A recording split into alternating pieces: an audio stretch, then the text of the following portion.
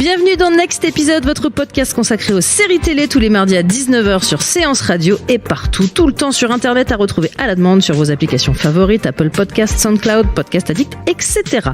Ici, on débriefera souvent, on analysera éventuellement, on s'écharpera évidemment, quoique peut-être pas aujourd'hui, mais évidemment dans le respect du produit. Aujourd'hui, tous ensemble, retournons vivre cette merveilleuse période faite de tourments, de fatigue, d'hormones et de vilaine peau. L'adolescence, puisqu'on parle d'Everything Sucks, teen série 90s, Netflix signé Ben York Jones et Michael Mohan. Pour en débattre, les deux critiques nostalgiques du jour sont Marie Turcan. Bonjour Marie. Hello. Et Renaud Cros, bonjour. Salut Charline. Alors avant de déterminer si ouais, mais tout craint, sérieux quoi, l'info du jour. Info du jour et j'annonce un grand écart en fait. Là on va être très loin de... Enfin ne voyez pas de lien sinon ça va être très gênant. À partir du 15 mars sur Arte, découvrez Monstre Sacré, mini-série anglaise. Le monstre sacré, c'est Paul Finchley, célèbre humoriste qui se retrouve accusé de viol par cette femme. Ladies and gentlemen, the legend, Paul Finchley! Mrs. Finchley? Yes. We're here for a word with your husband. What about what? There's been an allegation of rape made against you. Some kind of joke. You realize I'm about to be dragged through hell, don't you? Aren't we all, Dad? Okay, let's start at the beginning. They think I'm Jimmy Savile. The times you came home smelling of whichever woman, and I'd understand. Well, this is not one of those times. I'm sorry. 7 women now have come forward. 7? Indeed. I would never hurt you. You have no reason to doubt him. It is a witch hunt. What if he did it to me? No. Couldn't that be the reason that I am what I am? I choose to believe him. Dans le rôle du trésor national déchu, Robbie Coltrane, a.k.a. Hagrid dans Harry Potter, et dans celui de son épouse, Julie Walters, a.k.a. Molly Weasley dans Harry Potter. Aucun rapport. Une mini-série récompensée de 3 BAFTA. Évidemment, toute ressemblance avec des personnages existants ou ayant existé ne serait pas du tout pure coïncidence. Jack Thorne, le showrunner, s'est inspiré du trauma anglais, vous l'avez entendu dans la bande-annonce, Jimmy Savile. Espèce de trésor national anglais accusé après son décès de méfaits quand même pas... de pédophilie, disons-le comme ça. Vous regardez ou pas ? Parce que sur le papier, ça peut vous... Oui, parce qu'on regarde The Crown, donc on regarde toutes les séries anglaises maintenant. Mais là, on est quand même très loin, Renan. C'est une récurrence dans cette émission. Je fais le point The Crown tout de suite. Non, mais si, parce qu'il y a une qualité d'écriture des Anglais, il y a surtout une manière d'affronter les sujets, en fait. Là où une série américaine prendrait 3 détours pour arriver au cœur du sujet, on est à peu près sûr que les Anglais vont taper très fort avec ça. Moi, j'adore me marrer. Alors, je pense que ça a l'air d'être une bonne grosse comédie, donc moi, je fonce. Ouais, moi, j'avoue, Popcorn. J'ai un peu envie de voir Hagrid en comique anglais. Rions là-dessus. Allez, retour dans les années 90. Luke, settle this. Settle what? That ridiculous song, Rain on Your Wedding Day. It's ironic because they chose that day to get married. What kind of fairy tale world does Alanis Morissette live in? Canada. Guys, we're in high school now. We gotta find our people. Part of my bungle. We might as well start with something we actually know, right? That's AV Club. I bet once they see one of our movies, the ladies will come flocking. I promise you, there isn't a single female behind those doors. Le lycée, cet univers impitoyable, bataille entre intello nerdy et théâtre un peu trop profond et intense. Dans le lycée de la riante bourgade de Boring, Oregon. Dans quel team êtes-vous ? Oh là là, moi je suis team Boring jusqu'au bout. J'ai regardé ça dans mes PJs, dans mes pyjamas dalmatiens avec mon bol de choc à pic enroulé dans ma couette dinosaure. Netflix fasse une vidéo de toi en train de regarder. Et là, je regarde ça. Annonçons-le dès maintenant, le mot-clé sera régression. Bah évidemment, bien sûr, mais ouais, je payerai encore et encore. Je pense que c'est... Moi j'ai 12 ans, comme vous le savez, et donc j'ai grandi avec KD2A qui est cette émission où il y avait plusieurs séries qui passaient l'une à la suite de l'autre. Et donc j'ai retrouvé exactement ça, ce côté Hannah Montana, ce côté Phénomène Raven, où en fait t'as des espèces d'une esthétique granuleuse, des gros zooms un peu dégueulasses sur les personnages qui est complètement fait exprès, je l'espère, ou alors ils avaient vraiment 3 balles pour faire cette série. Mais dans tous les cas, il y a vraiment un vrai plaisir, et je parle pas du tout du plaisir de regarder les gens écouter de la musique sur le baladeur CD. Ça a plutôt tendance à me saouler. Mais c'est vraiment le côté construction de la série qui, moi, me ramène 15 ans en arrière. L'intrigue principale étant un des jeunes arrivants dans le lycée et tombe amoureux de la fille du proviseur. Ouais. 3 petits points. On y va quand même un peu au bazooka en lançant le premier épisode, armé de son petit bazooka de critique prétentieux et snob qui dit le revival années 90, ça y est, on ne me la fera pas, je n'en peux plus de Stranger Things des années 80. Tu veux que je le fasse ça? Oui, ça t'aiderait pour te lancer. Oh là là, mais tous ces trucs, on n'en peut plus. C'est tellement bien joué en plus. Ouais, je sais. Et en fait, quand on commence la série, on se fait attraper, mais on se fait pas attraper par la nostalgie des années 90, qui en fait est un peu gadget.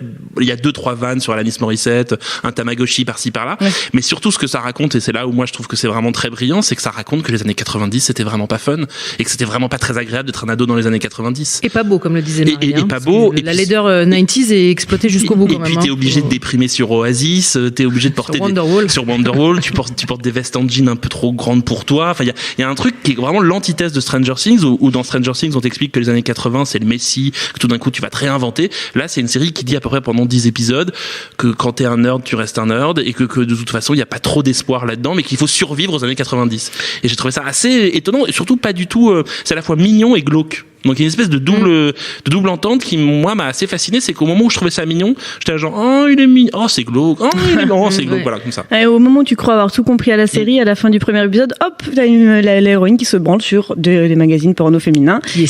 Qui essaye en tout cas, car elle se fait surprendre par son père, qui est le principal. Et déjà là la scène est glauque, mais ensuite il lui explique. Non, c'est terrible, et qui lui dit mais t'inquiète pas, tu t'es pas obligé de regarder ces magazines pour ressembler à ces filles, et donc évidemment il comprend rien. Et en fait l'homosexualité est déjà induite au début tout début de la série, où t'entends juste les 2 personnages présentateurs du journal, du morning de l'école, qui disent la loi sur l'homosexualité est pas encore passée, de toute façon moi j'allais pas me marier avec un hamster. Enfin t'as une espèce de petite blague vite fait avant de passer à autre chose, et moi je m'étais dit tiens, pourquoi ils parlent de ça pour nous rappeler que les années 90 c'était de la merde, ou alors c'est pour aller plus loin. Et en effet t'as quand même plein de personnages qui vont au fur et à mesure répéter c'est quand même la loose d'être lesbienne, ou non tu vas pas dire à tout le monde que t'es lesbienne, ou alors ils jouent à spin the bottle, ils vont tourner la bouteille, elle tombe sur une fille et puis ça compte pas, c'est parce que c'est une fille donc on recommence. Donc il y a tous ces trucs c'est hyper malin, parce qu'en fait c'est la fille du proviseur dont on parle, et ça pourrait être vraiment une espèce de cliché du progressisme de la série télévisée actuelle, c'est-à-dire je vous fais un personnage d'adolescente lesbienne parce qu'il y en a pas à la télévision.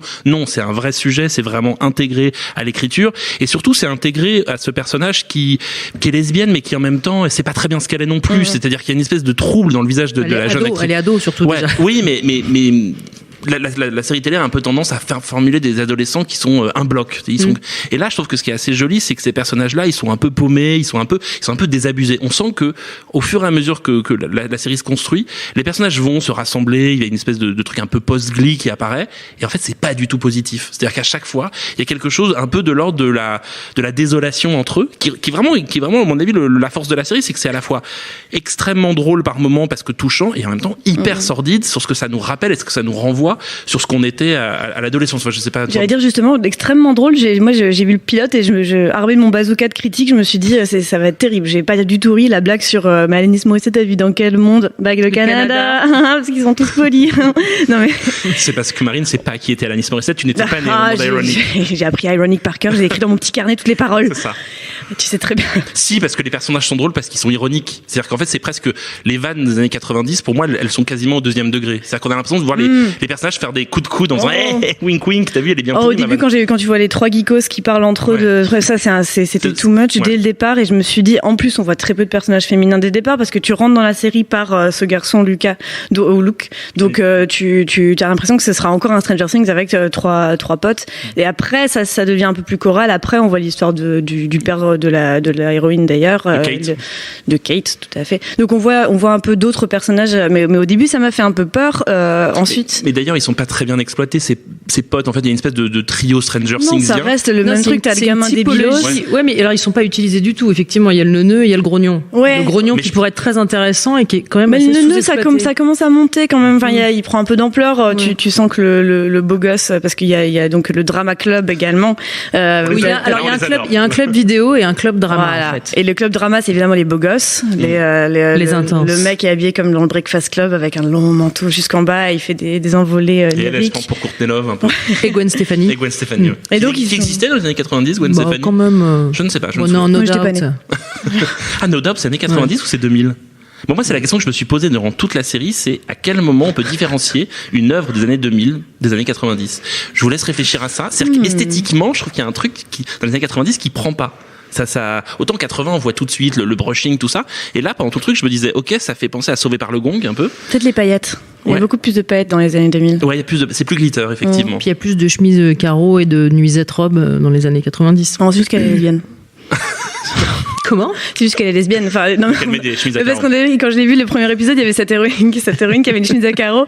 Et j'ai regardé ma copine, j'ai dit, c'est sûr qu'elle est lesbienne. Et en fait, ça n'a pas manqué. C'est un super détecteur. Non, mais en vrai, en plus, il y a un article qui est sorti il y a pas longtemps qui disait arrêtez de faire porter des chemises en flanelle à carreaux aux lesbiennes dans les fictions, c'est plus drôle, arrêtez. Et mais là, pour le coup, ils ont le droit. C'est la pleine période Kurt Cobain. En plus, c'est ça, voilà, ça tombe pile dans le truc. Bon. C'est quand même le moment où il lui donne le CD d'Oasis. Je sais pas comment il s'appelle cet album. Wonderwall, il s'appelle l'album d'Oasis. Oui, non, il s'appelle pas Wonderwall l'album. Il s'appelle comment ? L'album s'appelle pas Wonderwall. Ouais, il s'appelle.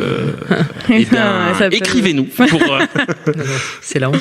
Il s'appelle, je ne sais plus comment. What's the Story Morning Glory, c'était. Bah voilà, c'est ça. C'est très très mignon parce qu'on l'a tous eu cet album, qu'on soit né dans les années 90 ou pas d'ailleurs. Et cette chanson qui a été notamment massacrée par Grégoire il y a pas longtemps, tout d'un coup, elle redonne un truc un peu fort. C'est vraiment un truc assez fort dans la série, c'est que une chanson, en fait, ça sert à quoi ? Ça sert à se souvenir d'un moment. Et c'est ça que ça raconte. C'est quand elle écoute une chanson, tout d'un coup, ça lui rappelle un truc, et que nous, ça nous rappelle aussi quelque chose. C'est pas pour être mon relou, mais c'est hyper proustien comme manière d'écrire une série. Ah, en fait. C'est relou. Et maintenant, ça nous rappelle les gares grâce à Grégoire. Exactement. La solitude. Et Grégoire vient de nous niquer Oasis. C'est vraiment pas bien. Et vous comptiez sur cette série pour le réhabiliter. Bah ouais, mais elle est belle cette chanson en plus. Ouais, mais du coup, c'est ça. Tu te retrouves à pardonner tous les gens qui l'ont reprise à la guitare autour d'un feu, feu de camp sur une plage. Tu te dis, bah tiens, en fait, cette chanson, elle était mignonne quand elle est sortie, quoi. Je comprends quand elle a dit, il parle vraiment de moi. Mais il parle de nous tous. La pop culture, en fait, c'est ça aussi. C'est-à-dire que la série, c'est un hommage à la pop culture. Stranger Things, ce qui est un peu relou, c'est qu'il y a un côté très forcé, puis il y a un côté très grande œuvre. Là, c'est tout petit, c'est minuscule. Ça dure 20 minutes, 25 minutes. C'est vraiment un tout petit truc. C'est ça dont je voudrais qu'on parle, en fait, parce que c'est quand même assez trompeur quand on se met devant le premier épisode. Moi, le premier truc que j'ai relevé, c'est attention, langage grossier, ne mettez pas les enfants de moins de 13 ans devant. Et je me suis dit, cool, on va rigoler. Format 20 minutes, je me suis dit sitcom, et en fait, pas du tout. Il y a effectivement cette glauquerie, moi, je trouve, qui prend le pas beaucoup sur le reste. Ça fait penser au film de Todd Solondz, Bienvenue dans l'âge ingrat. Je sais pas si vous voyez ce que c'est. Mais qui est plus drôle. Hein, oui, puis Solondz le faisait avec vraiment des stylos fluo, quoi. C'est-à-dire que elle était très moche, elle était très désagréable. Là, je trouve qu'il y a une empathie. J'ai rarement vu, moi, une série qui me rappelait à quel point l'adolescence, c'était pas cool, mais c'était inévitable. C'est-à-dire que, et je me reconnais pas du tout dans ces personnages-là. Même le Drama Club, moi, j'étais dans le Drama Club à l'époque aussi, donc j'étais aussi chiant dans les Oh là là, tu jetais ton assiette dans le Ouais, j'étais hyper relou, je faisais des tirades et je disais. Ah ouais, alors que moi j'étais la nerdy grognon. Celle qui déteste tout le monde en fait. Ah ouais, mais moi j'étais le leader. Hashtag Daria. genre c'était le leader. Genre t'étais Daria, c'est trop cool d'être Daria.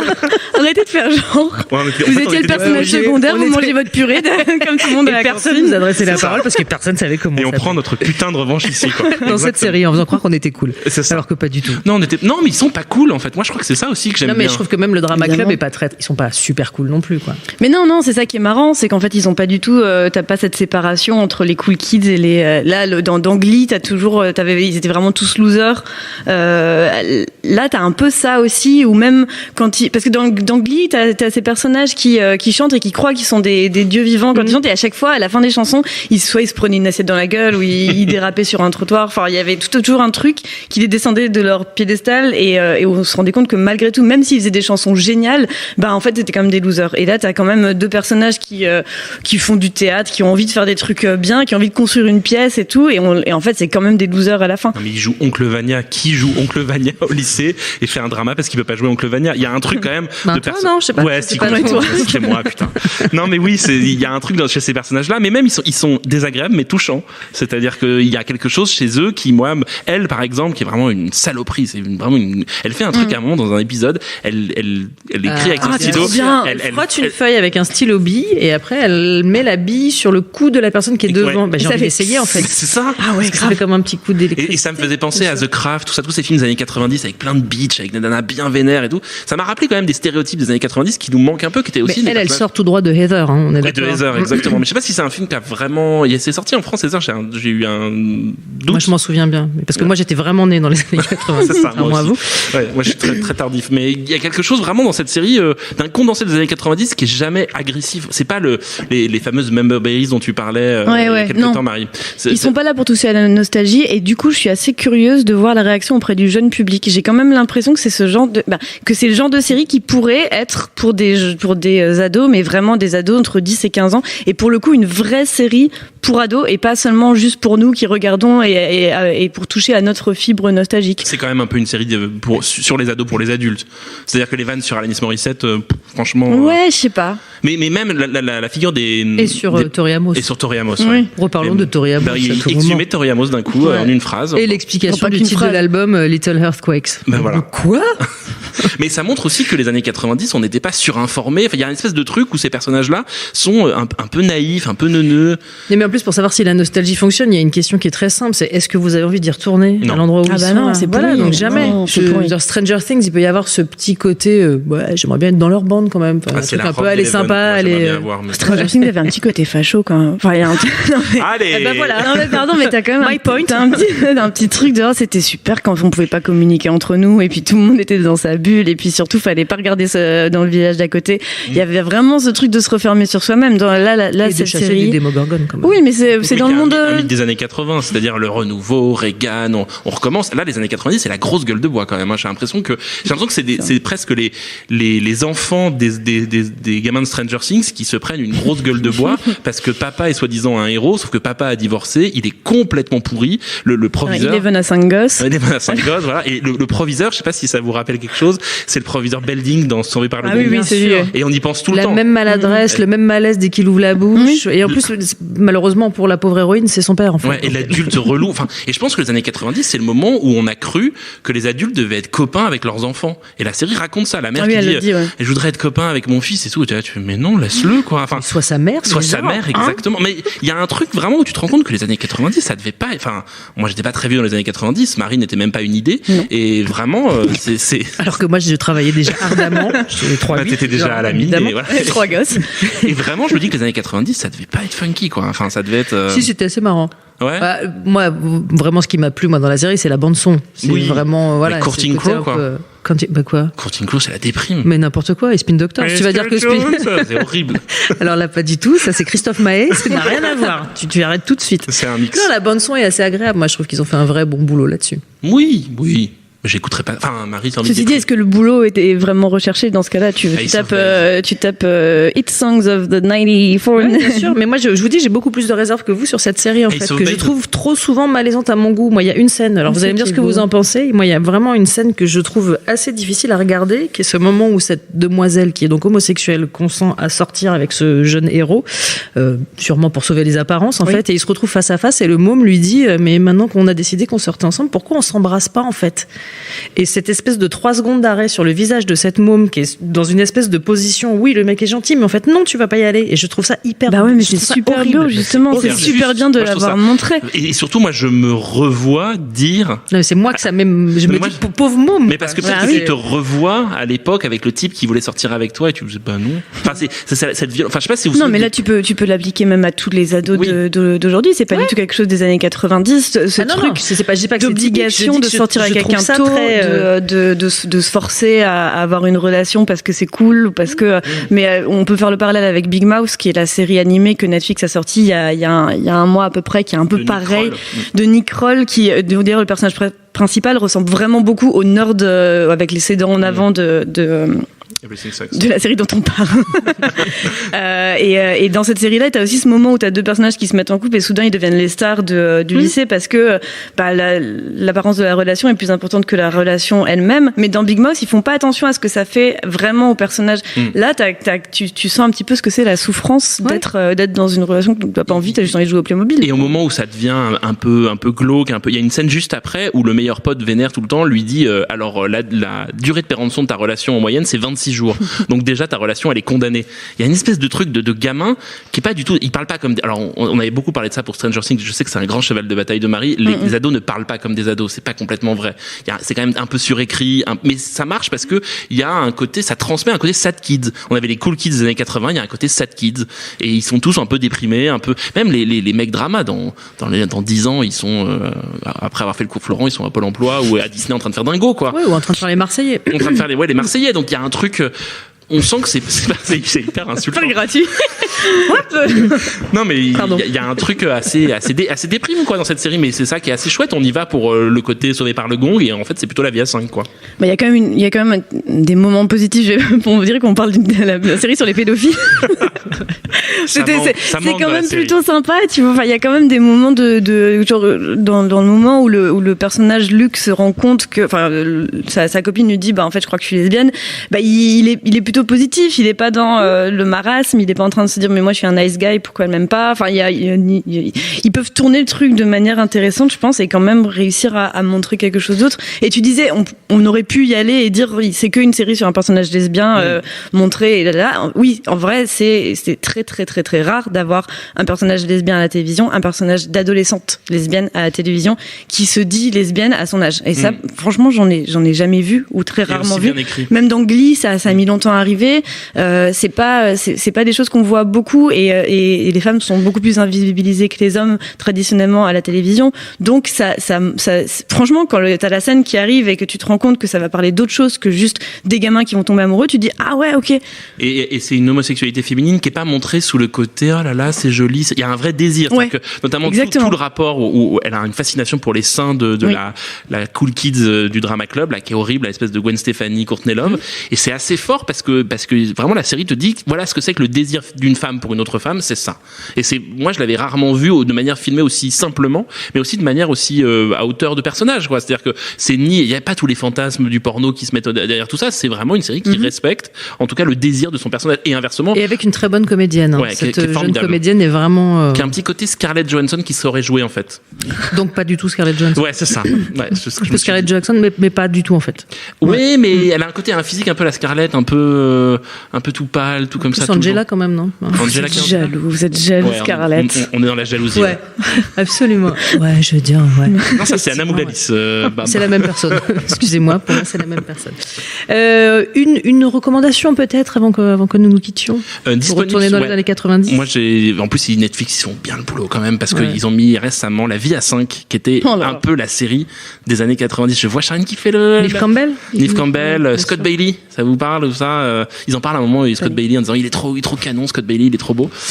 C'est vraiment la série des années 90 pour moi. Ça et le Dr Quinn femme médecin. Donc si vous voulez faire un vrai revival années 90. On n'a pas vécu les mêmes années 90. Il va falloir qu'on en parle un moment. Mais moi c'était mes sœurs qui regardaient la télévision, je regardais ce qu'elles regardaient. La Vie à 5 c'est vraiment génial. C'est un peu il y a quelques semaines vous faisiez une émission sur la nouvelle série d'Alan Ball, la fameuse série avec le cerf qui chie dans mon souvenir. Et dans la scène dite. La scène du cerf qui chie, et que ce soit Everything Sucks ou La Vie à 5, c'est l'antithèse de ça. C'est-à-dire que c'est juste des personnages, leur vie, le quotidien avec eux, qu'est-ce que c'est que de les aimer au fur et à mesure des épisodes. C'est ni surécrit, ni voilà. Moi, je milite pour le retour de ces séries quotidiennes. Très bien. Dans ce cas-là, allez regarder Phénomène Raven. Hein. Si on est dans leur années 90, c'est parti. Je crois qu'elle revient. Elle est partout. Elle a son talk show. Elle est full lesbienne d'ailleurs. Elle est flamboyante. Elle est merveilleuse. Raven Simonet, c'est ça? Oui. Donc allez regarder ça. Je ne sais absolument pas où. Je ne sais pas. Demander les VHS à vos grands-parents de KD2A. C'était bien KD2A. C'était super sympa. Ouais. Il y avait pas une série française dans KD2A aussi qu'ils avaient créée? Je sais pas. Je sais qu'il y avait le groupe qui passait après. Le groupe, voilà, c'était bien. Avec. Alors moi j'ai pas le droit au reco, mais je vais en donner une quand même. Freaks and Geeks pour toujours. Forever and Ever, Judd Apatow, James Franco, Seth Rogen. On est content quoi. Oui, c'est sur Netflix, voilà, c'est disponible. C'est sur Netflix, c'est très très bien. C'est très bien. C'est quoi Netflix? On n'en parle pas beaucoup. Alors j'ai entendu parler, mais je crois pas beaucoup que ça va. Non, je pense pas que ça va prendre parce que je pense que les gens aiment pas. Les gens préfèrent payer à l'épisode. Je pense. Ouais, c'est mieux comme ça. Mais qu'on est drôle. Cette émission est terminée vraiment. Je vous remercie. Et nous on se retrouve mardi prochain, même heure. Le lundi soir, Fan Footage s'installe sur Séance Radio. Si je peux me permettre cette expression, mais c'est vraiment un film, je trouve, qui a le cul entre deux chaises. Selon vous, messieurs, sommes-nous dans une démarche, dans une avancée sociale ou purement opportuniste, pour être plus clair? À 19h, retrouvez Thomas Camacho et Pierre Delors. Séance Radio.